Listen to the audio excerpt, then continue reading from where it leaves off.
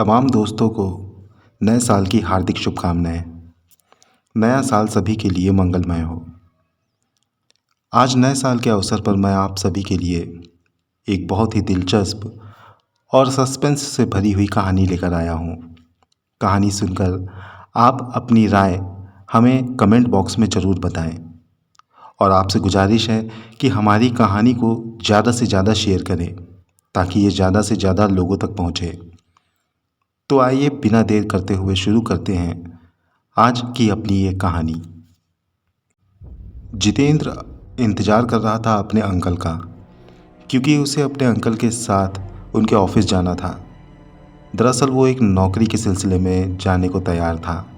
उसे नौकरी की सख्त ज़रूरत थी। वो इंतज़ार कर ही रहा था कि तभी उसके अंकल उसके पास आ गए और बिना देर किए हुए वो उसे गाड़ी पे बैठाकर अपने ऑफिस ले जाने लगे। और रास्ते में उन दोनों की बात शुरू होती है। उनके अंकल ने जितेंद्र से कहा, देखो बेटा जितेंद्र, एक बात कह देता हूँ, हम कोशिश तो कर रहे हैं मगर ये समझ लेना कि नौकरी ना मिलने के चांसेस ज़्यादा हैं। इस पर अगर नौकरी ना मिले तो निराश मत होना।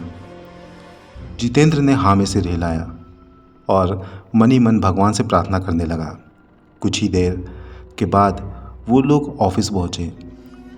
वो जितेंद्र को लेकर अंदर गए और थोड़ी देर के बाद उसके अंकल जितेंद्र को लेकर अपने बॉस के केबिन में चले गए। जितेंद्र ने उनसे नमस्ते की और वो लोग वहाँ बैठ गए।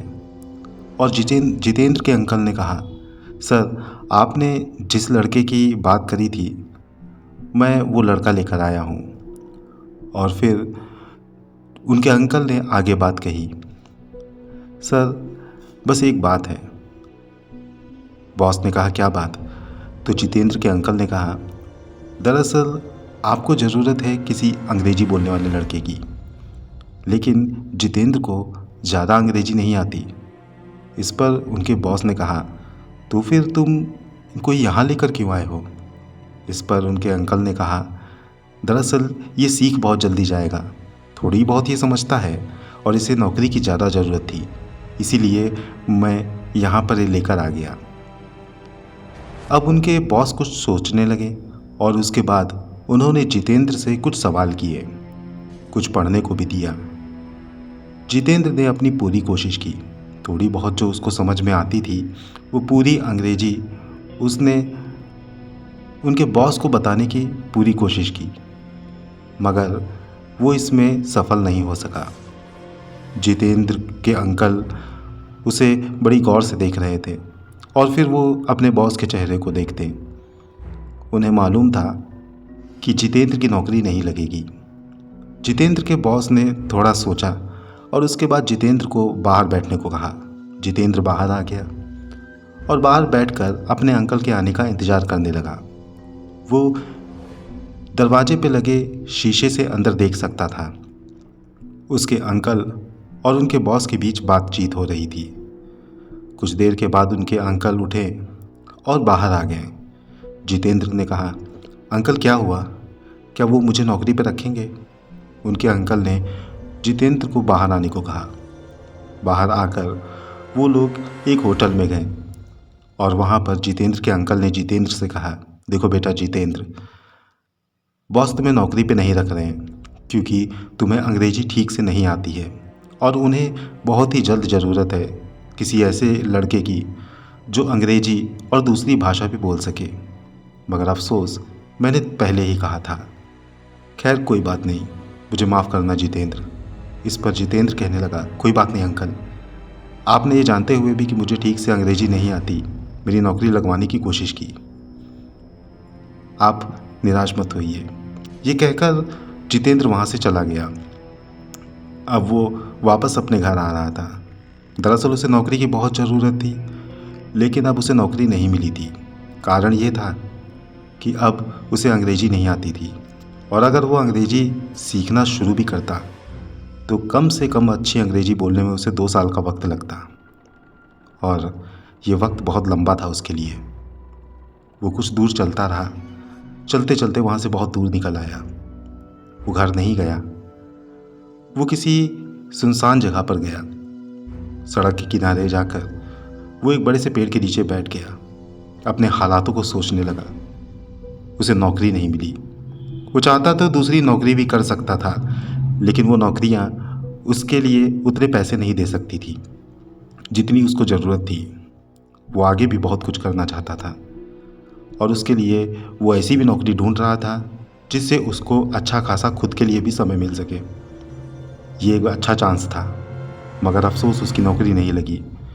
यही सब सोचते हुए उसकी आंखों में आंसू आ गए और वो घुटनों में सर डालकर रोने लगा। उसकी सिसकियां सुनने वाला वहाँ कोई नहीं था। तभी हवाओं का रुख बदला और आसमान में काले बादल छा गए। कुछ ही देर में यूँ लगने लगा जैसे अभी घंघोर बारिश होगी। बारिश की एक आध बूंदें भी उसके जिस्म पर पड़ी, मगर इन सब से उसे कोई फ़र्क नहीं पड़ता था। वो सिसकियां लेकर रोता रहा और फिर उसने अपनी चेहरे को उठाया, आंसू पोंछे और वहीं पर एक पत्थर से टेक लगाकर बैठ गया। धीरे ही धीरे उसे नींद आ गई और न जाने वो कब नींद के आगोश में खो गया, उसे पता ही नहीं चला।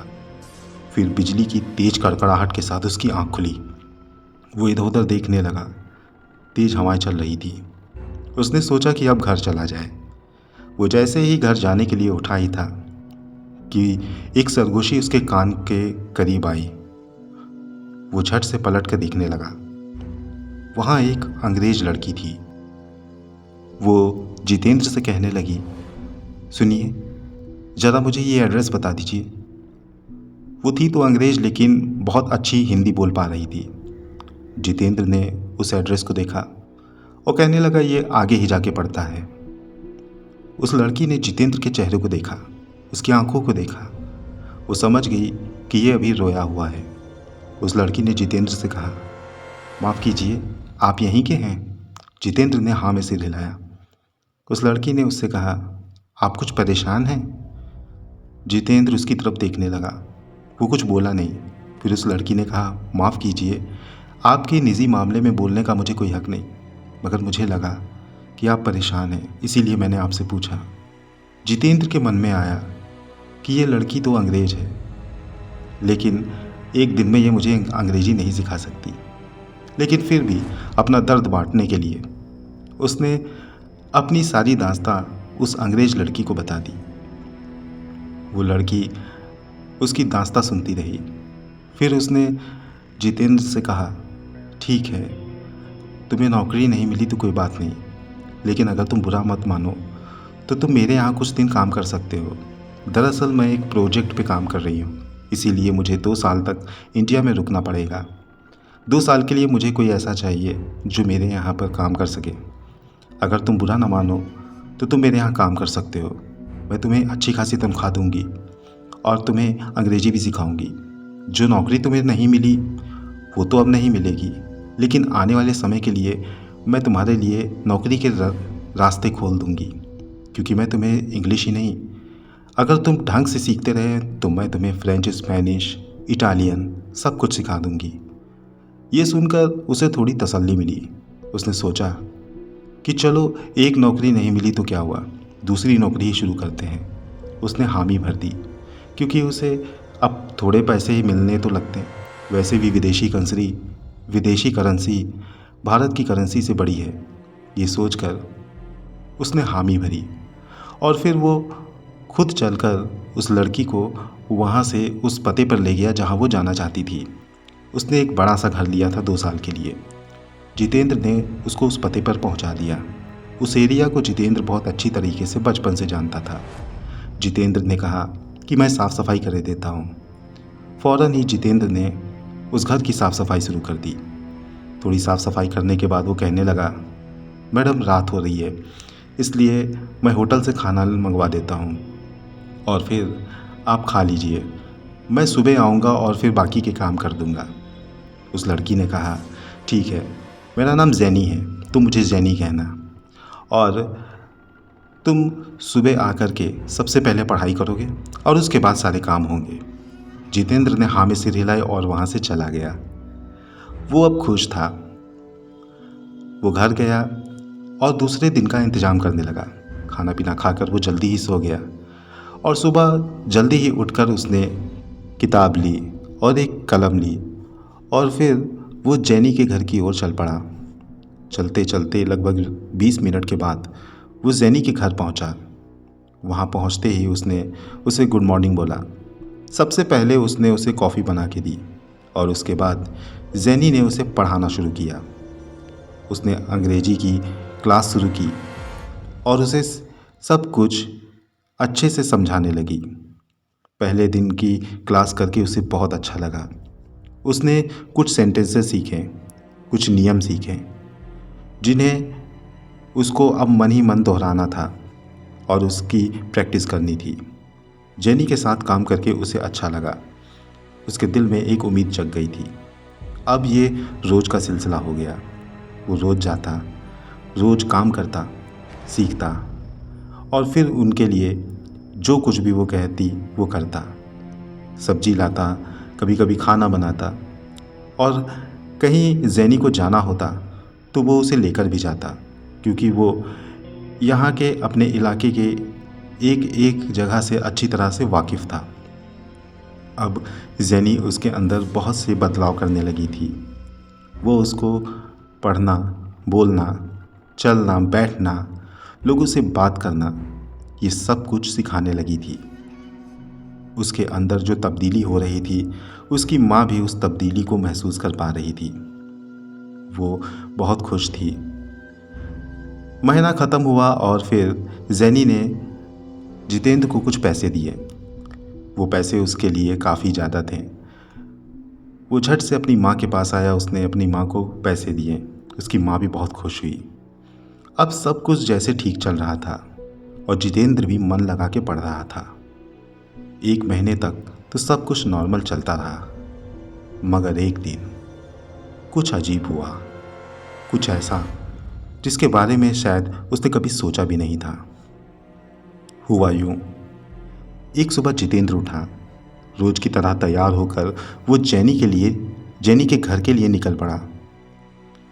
जैसा कि मैंने पहले ही बताया है कि जितेंद्र के घर से जेनी के घर की दूरी लगभग 20 से 25 मिनट की थी।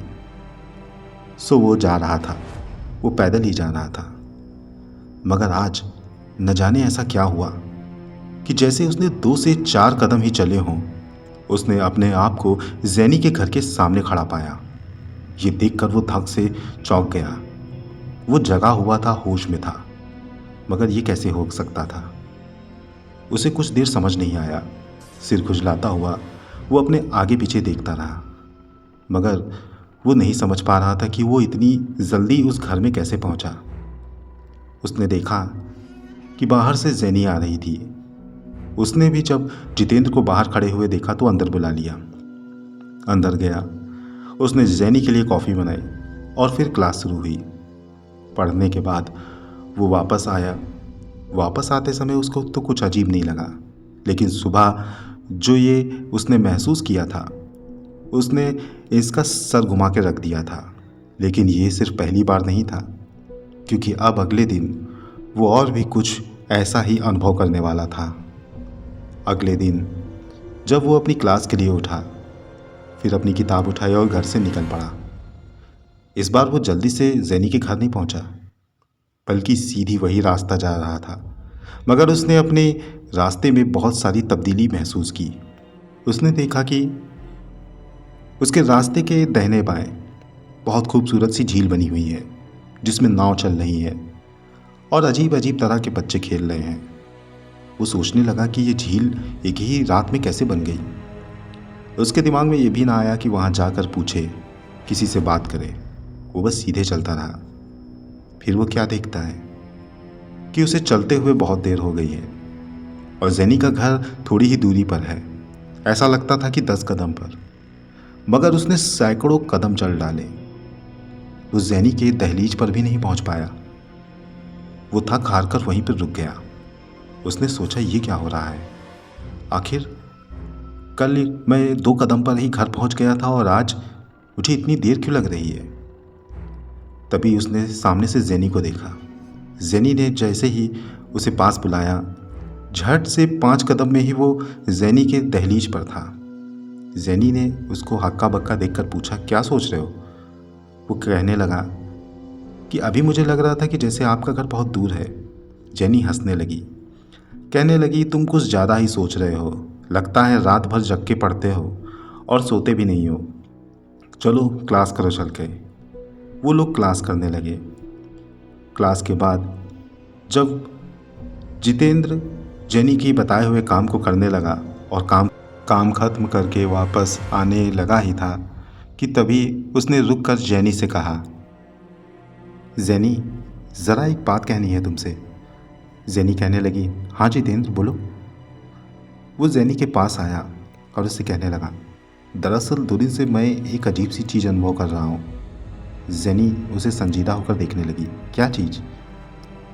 इस पर उसने कहा कि मैं आ जा रहा था तो मैंने एक झील देखी। जबकि कमाल की बात यह है कि वो झील बचपन से ही उस गांव में थी ही नहीं। उस रास्ते में कोई झील नहीं थी, मगर कल तक जो झील नहीं थी वो आज कैसे हो सकती है? और वहाँ मैंने अजीब अजीब तरह के बच्चे भी देखे। जेनी उससे कहने लगी, ये क्या कह रहे हो? ऐसा कैसे हो सकता है? जितेंद्र बोला कि ऐसा ही है, मैंने ये चीज़ अनुभव की है। और इसके उलट एक चीज़ और अनुभव की। आज जब आपका घर सामने था, मैं आने की कोशिश कर रहा था, लेकिन कितना भी चल गया आपके घर के करीब ना पहुंच सका। मगर कल मैं अपने घर से जैसे ही निकला, जैसे ही 5 से 10 कदम बढ़ाए, मैं आपके घर की दहलीज पर था। कल पता ही नहीं चला कि कब रास्ता ख़त्म हो गया, और आज रास्ता ख़त्म ही नहीं हो रहा था। इस पर जैनी हंसने लगी और कहने लगी, तुम अपनी नींद नहीं पूरी कर रहे हो। शायद मैंने तुमसे ज़्यादा काम ले लिया, और ऊपर से पढ़ाई का बोझ भी। तुम नींद पूरी करो, ऐसा कुछ भी नहीं है जैसा तुम अनुभव कर रहे हो। ये कहने के बाद वो वहाँ से चली गई। जितेंद्र भी वहाँ से चला गया, लेकिन उसके दिमाग में यही सब बातें गूंज रही हैं। खैर वो गया, रात का खाना खाकर लेट गया और सो गया। सुबह जब उसकी आँख खुली और वो जाने के लिए तैयार हुआ, तब उसने क्या अनुभव किया कि जैसे ही वो अपने गेट से बाहर निकला, कुछ कदम पर चला, तो उसने देखा कि एक बड़े से पेड़ के नीचे जैनी का घर है। वही घर जिसमें वो रोज जाकर पढ़ता है। ये देखकर वो चौंक गया। उसने सोचा कि ये कैसे हो सकता है, ये जैनी का घर नहीं है। उसने इधर उधर देखा और फिर उस पेड़ के नीचे देखा, मगर वहाँ जैनी का घर अब नहीं था। जितेंद्र सिर खुजाकर बैठ गया। वो सोचने लगा, क्या मैं पागल हो रहा हूँ? मुझे ऐसे अनुभव क्यों हो रहे हैं? वो ये सोच ही रहा था कि तभी उसके कानों में जैनी की आवाज़ पड़ी। बहुत धीमी सी आवाज़, जैसे कि बड़ी आहिस्ता से वो किसी से बात कर रही हो। गौर से सुनने पर उसे जो सुनाई दिया वो उसको डराने के लिए काफ़ी था। उसे सुनाई दिया वो सारी बातें जो कल जेनी उससे कह रही थी, जो उसको पढ़ाते समय कह रही थी, जो वो उसको ये कह रही थी कि तुम नींद पूरी किया करो, शायद मैंने तुमसे ज़्यादा काम ले लिया है। ये बातें आज उसको सुनाई दे रही थी। वो फ़ौरन घर गया और उसने अपना मुंह धुला। बाहर आया तो सब नॉर्मल था। उसने भगवान का नाम लिया और फिर उसी रास्ते पर चल पड़ा। रास्ते पर चलते हुए उसने सोचा कि आज मैं रास्ता बदल के देखता हूँ। लिहाजा उसने रास्ता बदला और दूसरे रास्ते से जैनी के घर पहुँचने की कोशिश करने लगा। वो धीरे धीरे जैनी के घर जाने लगा और वो जैनी के घर पहुँच भी गया। आज तो सब कुछ नॉर्मल था। उसने जैनी के घर का दरवाज़ा खटखटाया और अंदर गया। पढ़ाई लिखाई की और फिर जैनी ने कहा, आज कोई काम नहीं है, इसलिए तुम जा सकते हो। वो वहाँ से उठा और जाने के लिए जैसे ही दरवाजे की ओर बढ़ा, वो ये देखकर दंग रह गया।